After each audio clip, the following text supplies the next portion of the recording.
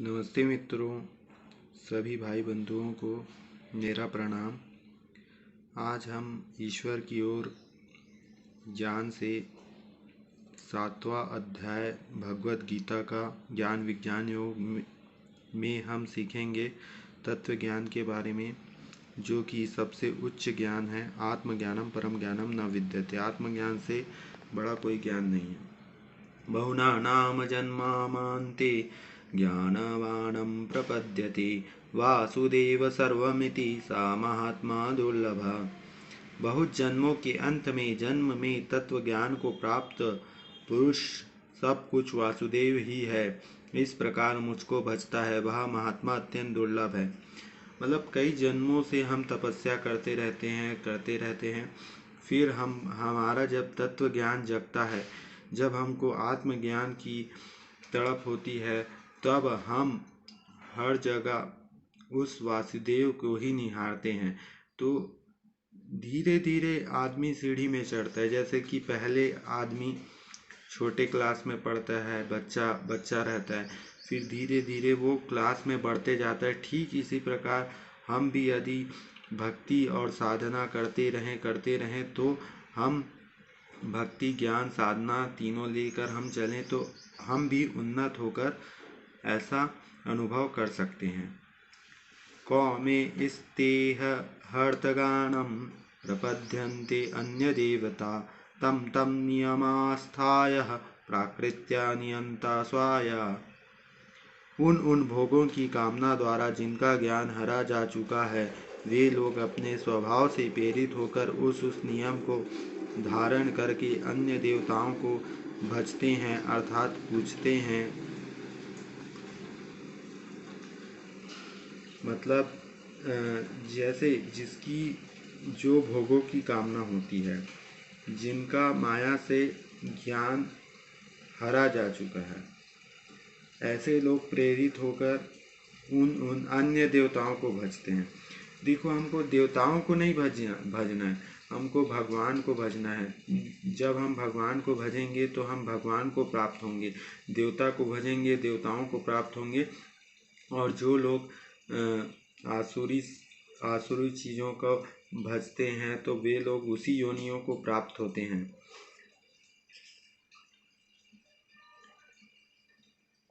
सा तया श्रद्धाया युक्ता स्याराधमीयते लभते ततः काम्यान्येव विहितानि हतानः। वह पुरुष उस श्रद्धा से युक्त होकर उस देवता का पूजन करता है और उस देवता से मेरे द्वारा ही विधान किए हुए उन इच्छित भोगों को निसंदेह प्राप्त करता है। जैसे हम कोई देवता को भजेंगे तो भी भगवान ही मतलब अपन को आशीर्वाद देंगे और इच्छित भोगों को हम प्राप्त करेंगे। जैसे कि ये भोग है और ये संसार है, ये नश्वर चीज़ें हैं।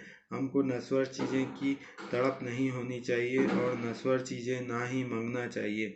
हमको तो केवल आत्मा परमात्मा का ज्ञान पाना चाहिए और भगवान की भक्ति मांगना चाहिए। इसी को ही प्राप्ति के लिए हमें कर्तव्यनिष्ठ होकर सत्कर्म करना चाहिए। अन्तावातु फलं तेषां तद्भव्यात् मेधाशं देवान्यदेव यजो यान्ति मद्भक्ता यान्ति मामपि। परंतु उन अल्प बुद्धि वालों का वह फल नाशवान है तथा वे देवताओं को पूजने वाले देवताओं को प्राप्त होते और मेरे भक्त चाहे जैसे भी भजे अंत में मुझे प्राप्त होते। तो भगवान इसमें बोल रहे हैं, जो अल्प बुद्धि वाले होते, कम बुद्धि वाले, वे लोग देवताओं को पूजते हैं और देवताओं को ही प्राप्त होते हैं। मतलब देवता की पूजा करोगे तो स्वर्ग लोग जाओगे, स्वर्ग लोग जाओगे तो आपका पुण्य जब तक रहेगा, फिर वो पुण्य खत्म होने पर आपको फिर पृथ्वी लोक में छोड़ दिया जाएगा। तो ये काम नहीं करना है, वही बार बार रिपीटेशन। अपन को भगवान को भजना है और इसमें स्वयं भगवान बोल दिए, मेरे भक्त चाहे मुझे कैसे भी भजे मेरे को ही प्राप्त हो। चाहे हम भगवान को द्वेष भाव से भजे या क्रोध भाव से, जैसे भी प्रेम भाव से जैसे भी भजे, आप भगवान को भजोगे तो भगवान को प्राप्त होगे। अव्यक्तं व्यक्तिमापानं मान्यते मम बुद्धया परमं भावमाजानन्तो मामव्ययानुत्तमम्।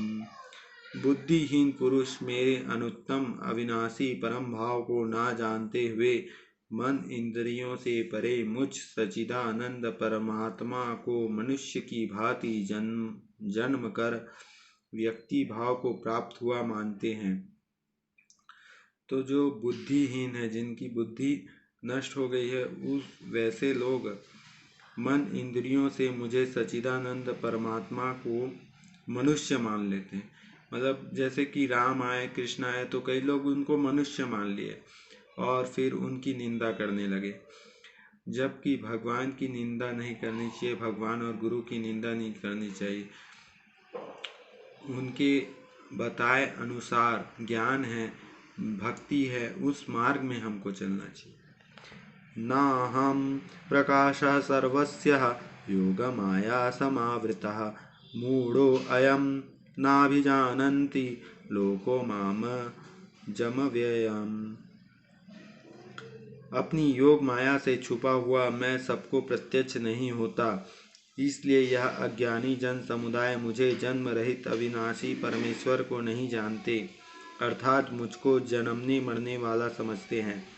तो जैसे कि कई लोग जो मनुष्य रहते हैं वे भगवान को तो समझ ही नहीं पाते और उसको वे सामान्य मनुष्य जन्मने मरने वाला समझते हैं, जबकि भगवान का अवतार होता है, वो ऊपर से नीचे आते हैं।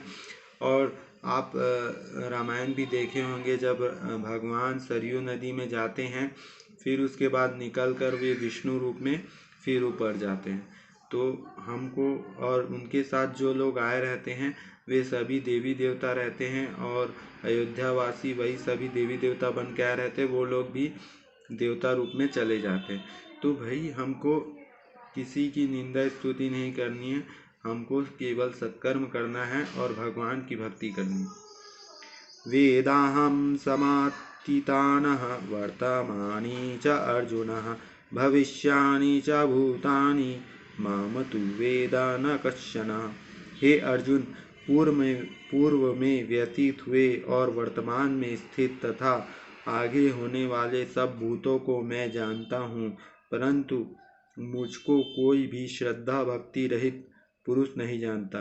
मतलब जो श्रद्धा नहीं रखता है और भक्ति नहीं रखता है, वे भगवान को नहीं समझ पाते और जान भी नहीं पाते। तो इसलिए हमको दृढ़वत श्रद्धा भक्ति भगवान पर रखनी चाहिए।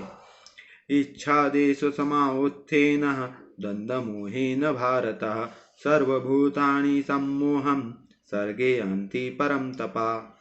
हे भरतवंशियों अर्जुन, संसार में इच्छा और द्वेष से उत्पन्न सुख दुख द्वंद्व रूप मोह से संपूर्ण प्राणी अत्यंत अज्ञानता को प्राप्त हो रहे हैं। तो हो क्या रहा है, बहुत लोग इच्छा और राग द्वेष में फंस जाते हैं, जिससे वे सुख और दुख को प्राप्त होते हैं और प्राणी अत्यंत अज्ञानता को प्राप्त होते हैं, तो अज्ञानी बन जाते हैं। तो हमको ज्ञान की प्राप्ति करना है। देखो, ज्ञान से ही अज्ञान मिलेगा, अज्ञान कटेगा। ज्ञान नहीं रहेगा तो अज्ञान को आप कैसे काटोगे। इसलिए महापुरुषों से जाकर आपको ज्ञान लेना चाहिए।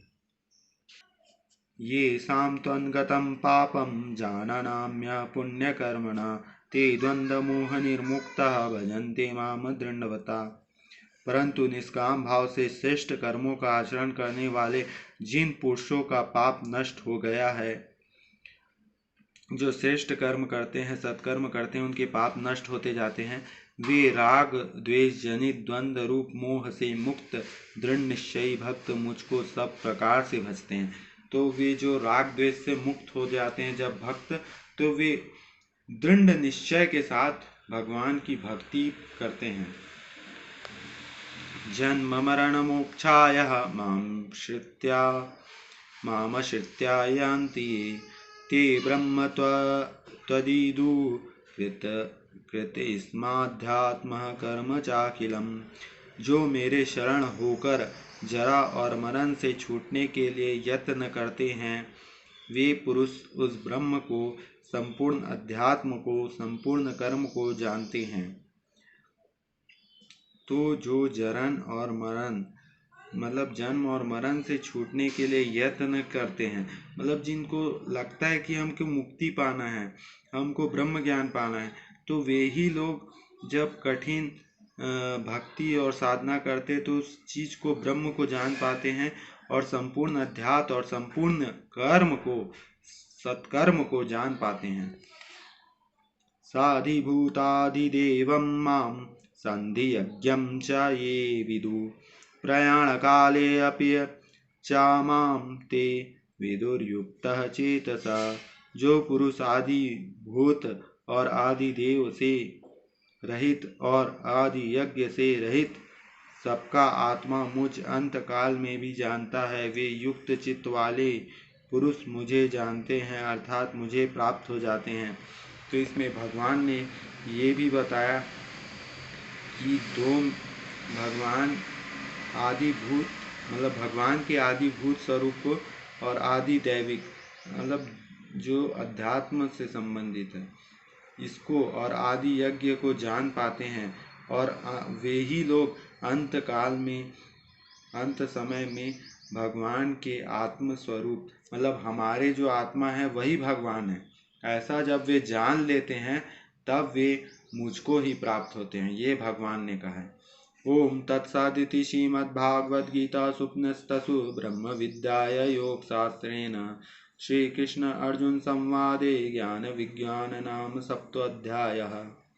इस प्रकार उपनिषद, ब्रह्म विद्या तथा योग शास्त्र रूप श्रीमद् भागवत गीता के श्री कृष्ण अर्जुन संवाद में ज्ञान विज्ञान योग नामक 7वां अध्याय संपूर्ण हुआ।